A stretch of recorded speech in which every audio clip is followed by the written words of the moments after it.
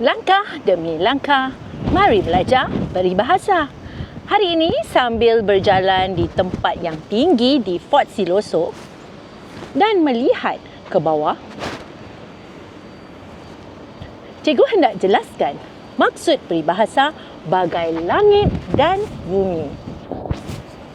Peribahasa ini membawa maksud perbezaan yang sangat ketara, sama ada dari segi sikap, kebolehan, pencapaian atau kehidupan.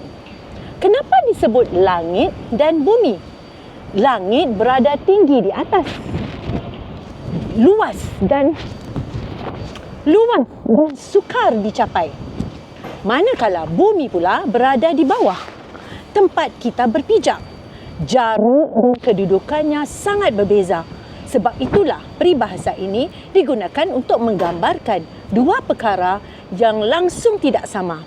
Contohnya, dua orang murid belajar untuk ujian yang sama. Seorang rajin mengulang kaji setiap hari, seorang lagi langsung tidak belajar.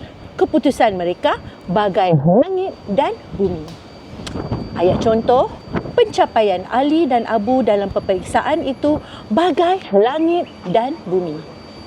Ingat ya, bagai langit dan bumi bermaksud sangat berbeza. Jumpa lagi.